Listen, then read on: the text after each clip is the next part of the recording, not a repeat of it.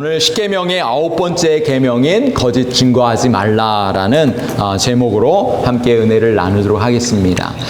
우리는 십계명 말씀을 통해서 천국 백성의 라이프 스타일에 대해서 은혜를 나누고 있는데요. 하나님은 구원받은 하나님의 백성들이 어떻게 살아야 할지 매우 구체적으로 말씀을 해주고 계시는데 그것이 바로 십계명의 말씀입니다. 십계명이 중요한 이유가 있다고 지난번에 말씀을 드렸는데 혹시 여러분 기억하시나요? 십계명이 중요한 이유가 세 가지로 이렇게 정리해서 말씀드릴 수 있는데요. 십계명이 중요한 첫 번째 이유는 하나님께서 친히 기록하신 말씀이라는 거예요. 네. 우리 다른 성경들은 성령 하나님께서 하나님의 감동으로 기록했는데 이 십계명은 하나님께서 친히 기록한 말씀이다. 두 번째는 이 십계명은 성경 전체의 요약이라는 사실이죠. 십계명을 자세히 살펴보면은 두 가지로 볼 수가 있어요. 하나님 사랑, 이웃 사랑. 하나님 사랑과 이웃 사랑으로 요약할 수가 있죠. 그리고 세 번째 이유는 십계명은 하나님의 백성들을 위한 삶의 기본 원리가 담겨져 있기 때문입니다. 십계명 전체를 이해하게 되면 구원받은 하나님의 자녀로 어떻게 살아야 할지를 알 수 있게 되는 것이죠. 여러분 십계명 전체를 한마디로 요약을 한다면 뭐라고 요약할 수 있을까요? 관계라고 이 관계라는 단어로 요약할 수가 있어요. 그래서 하나님과의 관계, 사람과의 관계, 어떤 관계를 만들어야 될지 십계명을 통해서 우리 하나님이 말씀해 주시고 있는데 결론은 뭐냐면 이 사랑으로 요약이 되는 거예요. 하나님 사랑, 이웃 사랑 이렇게 표현할 수가 있습니다. 여러분이 쉽게 이해할 수 있도록 이렇게 도표를 만들었는데 우리 1계명은 오직 하나님만 섬기라. 2계명은 우상을 숭배하지 말라. 우상을 만들지 말라. 3계명은 하나님의 이름을 존귀 여기라. 망령되이 일컬지 말라. 4계명은 안식일을 거룩히 지키라. 그렇죠? 5계명부터 10계명까지는 이웃을 사랑하는 그런 계명이죠. 5계명은 내 부모를 공경하라. 6계명은 살인하지 말라. 7계명은 간음하지 말라. 8계명은 도둑질하지 말라. 9계명은 거짓 증거하지 말라. 10계명은 탐하지 말라. 영어로도 이렇게 나와 있는데 우리 쉽게 이렇게 짧은 단어로 여러분이 보시면은 이해하기가 쉽습니다. 오늘은 9번째 계명으로 거짓 증거에 대한 말씀을 함께 나누도록 하겠습니다. 여러분 하나님께서 사람을 창조하신 목적이 있다면 어떤 목적이 있을까요? 여러분 생각해 보신 적 있으신가요? 하나님은 왜 나를 이 땅에 태어나게 하신 것일까? 이 땅에 우리 인생을 살게 하시는 것일까? 하나님은 우리를 향한 계획이 있다는 것입니다. 우리를 통해서 찬양을 받기를 원하십니다. 우리가 하나님의 이름을 높이는 삶을 살길 원하십니다. 하나님의 영광을 드러내길 원하시는 것이죠. 바로 이것이 우리 인생의 궁극적인 목적입니다. 여러분, 이 말씀이 어디에 기록되어 있을까요? 우리가 하나님을 찬양하는 인생으로 하나님께서 만드신 것을 기록한 성경 구절을 여러분 기억하고 계십니까? 이사야 43장 21절에 기록되어 있는데 이 말씀을 같이 한번 읽어보겠습니다. 이 백성은 내가 나를 위하여 지었나니 나를 찬송하게 하려 함이니라. 아멘. 하나님께서 그의 백성을 지으신 목적이 무엇이라고 말씀하고 있어요? 찬양하기 위해서, 찬송하기 위해서 하나님이 지으셨다 말씀하고 있습니다. 시편 150편은 이렇게 기록하고 있어요. 호흡이 있는 자마다 여호와를 찬양할지어다. 아멘. 우리의 입술이 존재하는 이유도 마찬가지입니다. 하나님을 찬양하기 위해서 우리의 입술이 존재하는 것이죠. 우리의 입술이 얼마나 귀한 입술인지 몰라요. 그런데 문제가 있습니다. 어떤 문제가 있을까요? 우리의 입술이 하나님의 이름을 찬양하지 않고 거짓말을 하거나 불평, 불만을 하거나 다른 사람을 험담하는 데 사용될 때가 너무나 많다는 것이죠. 그런 입술을 하나님께서 기뻐하시겠습니까? 절대로 그렇지 않을 것입니다. 성경은 분명하게 말씀하고 있습니다. 야고보서에 보면 이렇게 말씀하고 있는데 같이 한번 읽어보겠습니다. 한 입에서 찬송과 저주가 나오는도다. 내 형제들아, 이것이 마땅하지 아니하리라. 그렇습니다. 하나님을 찬양하는 거룩한 입술에서 저주가 나올 수가 없다는 말씀이죠. 한 입에서 두 말이 나올 수 없다는 거예요. 야고보서에 보면은 말에 대한 귀한 교훈의 말씀들이 가득 담겨져 있는데 혀를 잘못 사용하면은 어떻게 돼요? 이 지옥이 되기도 한다는 거예요. 지옥불과 같다 이렇게 이야기를 합니다. 우리가 말을 어떻게 사용하느냐에 따라서 우리는 천국에서 살 수도 있고 지옥에서 살 수도 있는 것입니다. 말에 실수가 없으면 온전한 사람이다. 그런데 우리가 온전하게 이 땅을 살아가는 사람은 한 사람도 없죠. 항상 우리는 말에 실수가 있어요. 오늘 우리의 입술이 어떠한 입술인지 돌아볼 수 있기를 간절히 소원합니다. 특별히 오늘은 이 거짓 증거에 대한 말씀 9번째 계명을 우리가 함께 나누려고 하는데요. 오늘 10계명의 이 9번째 계명이 중요한 이유가 있습니다. 오늘 이 말씀은 사실 이 법정에서 재판을 할 때 적용되는 이 계명의 말씀이기 때문입니다. 구약시대의 재판은 오늘날의 그 사법 시스템이 갖춰져 있지 않기 때문에 이 구약시대 때 가장 중요한 것은 무엇이었냐면 사람들의 그 증인의 말이었습니다. 증언이었죠. 그래서 두세 사람의 증언이 재판에 아주 큰 영향을 미쳤습니다. 거짓 증언으로 말미암아 억울하게 죽임을 당했던 경우도 있었습니다. 구약 성경에 보면 그런 경우가 있었는데 여러분 혹시 구약의 사건 중에서 생각나는 사건이 있으십니까? 여러 사건이 있지만 대표적인 경우가 있는데요. 바로 열왕기상 21장에 나오는 이 나봇의 포도원 사건입니다. 아방은 이 나봇의 포도원을 탐냈지만 나봇이 어떻게 했어요? 하나님이 주신 땅이기 때문에 절대로 팔 수가 없다 거절했습니다. 그러자 이세벨이 이 나봇의 포도원을 빼앗기 위해서 거짓 증인을 돈으로 매수했습니다. 거짓 증인들은 나봇이 하나님과 왕을 저주했다고 이렇게 말했죠. 결국 거짓 증인들을 통해서 이 나봇은 죽임을 당하고 포도원을 빼앗기게 되었던 것이죠.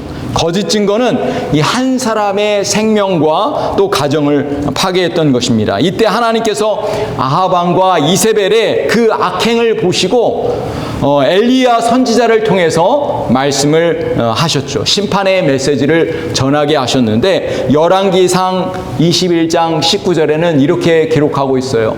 너는 그에게 말하여 이르기를 여호와의 말씀이 내가 죽이고 또 빼앗았느냐 하셨다 하고 또 그에게 이르기를 여호와의 말씀이 개들이 나봇의 피를 핥은 곳에서 개들이 내 피 곧 내 몸의 피도 핥으리라 하였다 하라. 이렇게 기록되어 있어요. 정말 무서운 그런 말씀이죠. 결국 하나님의 말씀대로 아합 왕과 이세벨도 그렇게 비참하게 죽임을 당하게 되었습니다. 하나님은 이스라엘 사회의 거짓 증인에 대해서 엄중하게 경고를 하고 있고 심판의 사건을 이 예를 통해서 보여주신 것이죠. 하나님은 이 세상에서 거짓과 불의에 대해서 절대로 침묵하지 않으시는 분이십니다. 우리 하나님은 공의로운 재판장이 되셔서 오늘날에도 진리로 심판하시는 하나님이신 것을 우리가 기억할 필요가 있습니다. 오늘 본문에 거짓 증거하지 말라라는 이 말씀은 단순한 윤리가 아닙니다. 생명을 살리는 법이라는 사실을 우리에게 보여주고 있는 것입니다.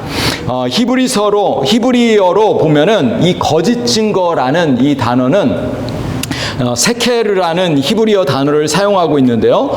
거짓, 속임수, 허위, 공허함이라는 뜻을 가지고 있습니다. 단순히 이 사실과 다른 것을 넘어서 심지어는 이 상대방의 목숨을 앗아가는, 죽음으로 몰고 가는 악한 의도가 담긴 것이 바로 이 거짓 증거라는 이 단어라는 것이죠. 이 계명은 단순히 법정에서 거짓말 하지 말라는 뜻만이 아닙니다. 이 사실을 왜곡하거나 또는 의도를 숨긴 침묵이라든지 나쁜 소문을 퍼뜨리는 말 등으로 인해서 우리의 이웃을 죽이고 마음을 상하게 하는 것도 포함되어 있는 것이죠. 잠언에 보시면은 잠언 18장 21절에 보면 이렇게 말씀하고 있습니다. 같이 한번 읽어볼까요?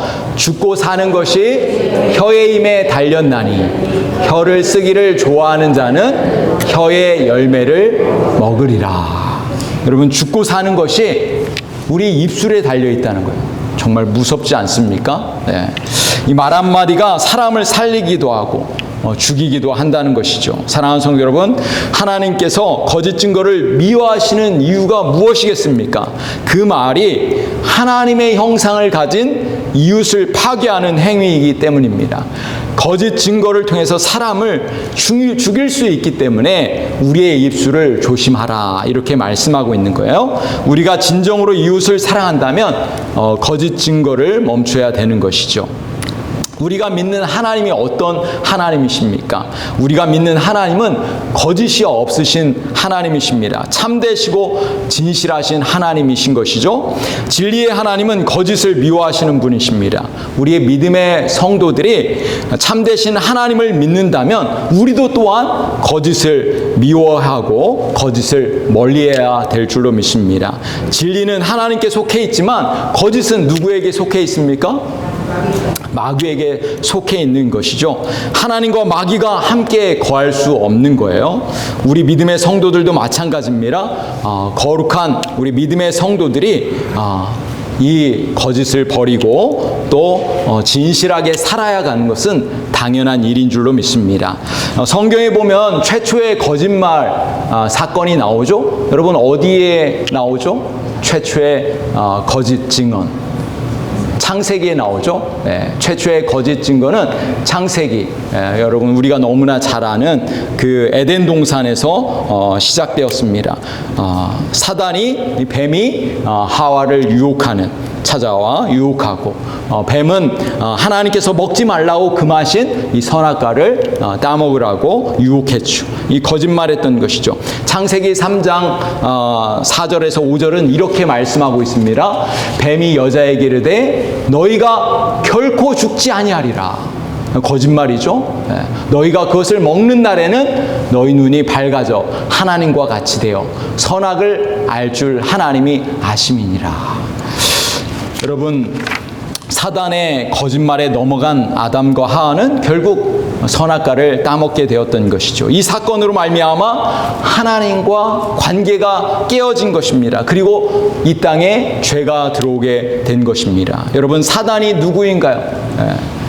예수님은 사단을 향하여 거짓말쟁이, 거짓의 아비라고 이렇게 말씀하셨어요. 성경은 분명하게 말씀하고 있습니다. 누구든지 거짓말하는 자는 하나님의 나라에 들어갈 수 없다, 이렇게 경고하고 있습니다. 요한계시록에 보면은 21장 27절에 보면 무엇이든지 속된 것이나 가증한 일 또는 거짓말하는 자는 결코 그리로 들어가지 못하되 오직 어린 양의 생명책에 기록된 자들만 들어가리라, 이렇게 말씀하고 있습니다. 이 말씀은 단순히 거짓말하는 것뿐만 아니라 잘못된 것, 또 거짓된 삶을 사는 것이 얼마나 무서운 일인지 경고하고 있는 그리고 마침내 심판과 멸망을 당하게 될 것을 경고해 주는 말씀입니다. 성경은 분명하게 기록하고 있습니다. 오직 생명책에 기록된 자들만 천국에 들어갈 수 있다, 이렇게 말씀하고 있는 것이죠. 신약 성경에 보면은 신약 성경에 나타난 거짓 증거의 사건들이 많이 있는데요.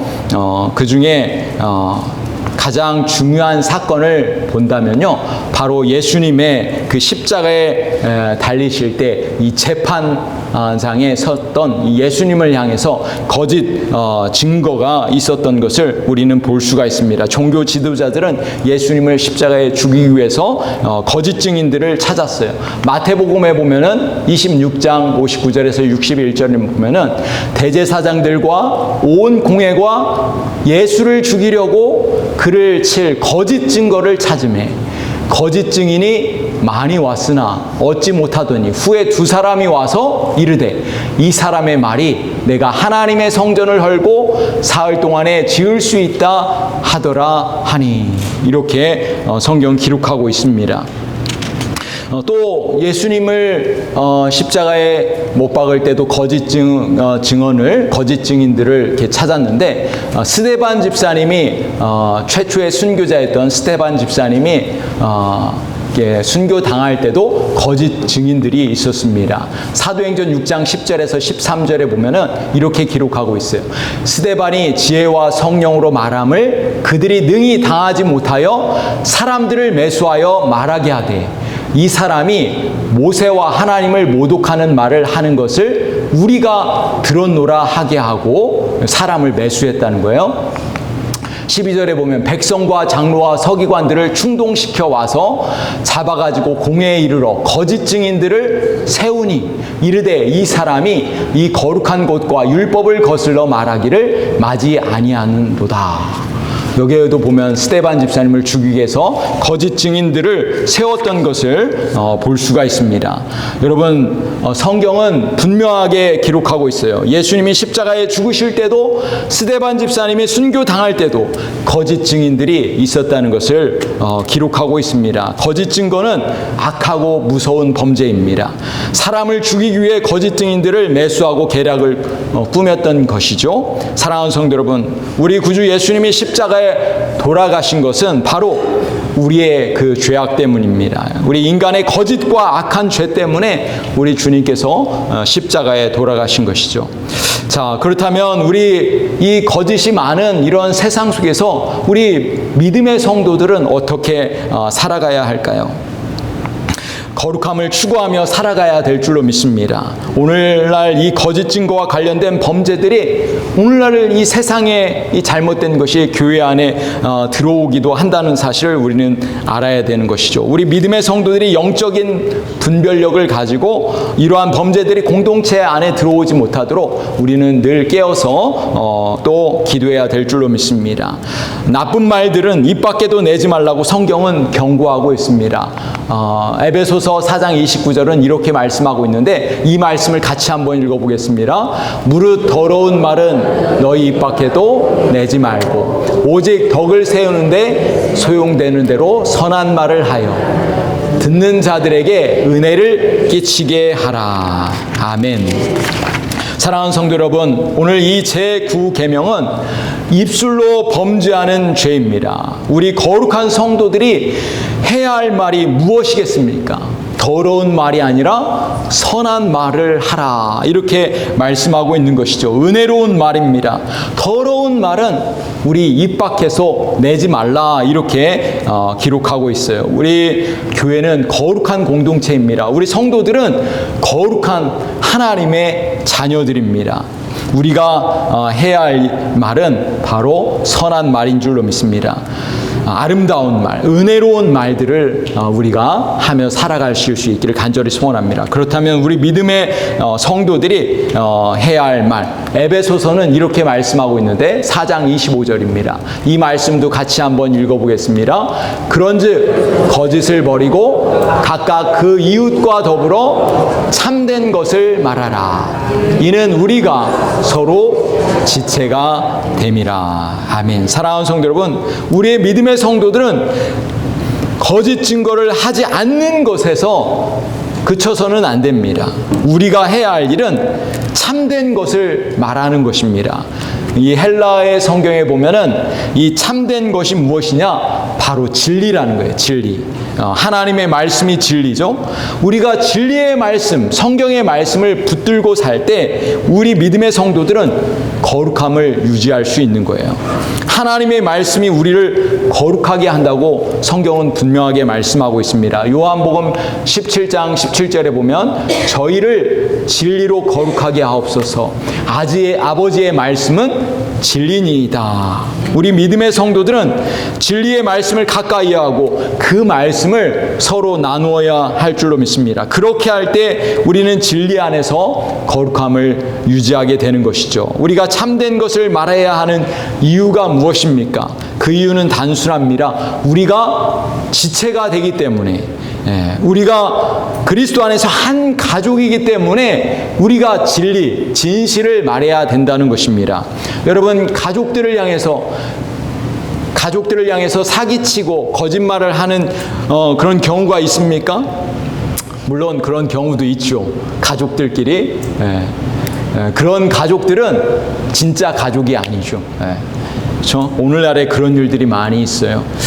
우리 교회 모든 성도들은 그리스도 안에서 한 가족입니다. 그래서 진리를 말하고 진실을 말해야 될 줄로 믿습니다. 사랑하는 성도 여러분, 우리가 누구인가요? 우리는 하나님의 형상대로 지음받은 하나님의 존귀한 자녀들입니다. 우리가 하나님의 형상대로 지음을 받았다면 우리는 서로 존귀하게 대하고 서로를 진실하게 대해야 될 줄로 믿습니다. 한번 우리 옆 사람을 보면서 이렇게 말씀해 주시기 바랍니다. 당신은 존귀한 분이십니다. 이렇게 한번 말씀해 주세요. 당신은 존귀한 분이십니다. 아멘. 여러분, 우리 믿음의 성도들이 서로를 존귀하게 또 진실하게 대할 수 있는 아름다운 우리 교회 공동체가 되실 수 있기를 간절히 소원합니다. 그렇다면 오늘 10계명의 그 9계명을 온전히 이루는 방법은 무엇일까요? 저는 우리의 삶 속에서 우리가 어떻게 하면 진실하게 살 수 있고 어떻게 하면 거짓을 버리고 살 수 있는가, 세 가지를 여러분과 나누길 원합니다. 첫 번째는 진리를 증거하는 것입니다. 진리를 증거하는 것. 진리를 증거하는 만큼 거짓 증거를 버릴 수 있기 때문입니다. 우리가 진리 되시는 예수님을 우리 마음에 모시고 살면 우리는 진리를 증거하며 살 수 있는 거예요. 여러분, 우리 안에 예수님이 계신데, 우리 안에 성령 하나님이 계신데 우리가 어떻게 거짓을 말할 수 있겠습니까? 사랑하는 성도 여러분, 예수님이 진리가 되시고 예수님이 우리 안에 계십니다. 그러면 우리는 진리를, 진실만을 말할 수 있습니다. 그리고 거짓을 미워하게 되고 또 이 땅에서 그렇게 진리를 증거하며 살 수 있게 되는 줄로 믿습니다. 두 번째, 우리 입술에 파수꾼을 세우십시오. 말하기 전에 생각하고 나쁜 말들은 다른 사람들에게 전하지 않는 것입니다. 우리 입술에 파수꾼을 세울 때 진실이 무엇인지 거짓이 무엇인지 늘 신중하게 우리는 판단하게 될 것입니다. 불필요한 말들을 삼가고 늘 지혜롭게 생각하고 말하는 습관을 우리가 가질 때 우리는 하나님이 기뻐하시는 믿음의 성도들이 될 줄로 믿습니다. 세 번째, 사랑으로 말하는 것입니다.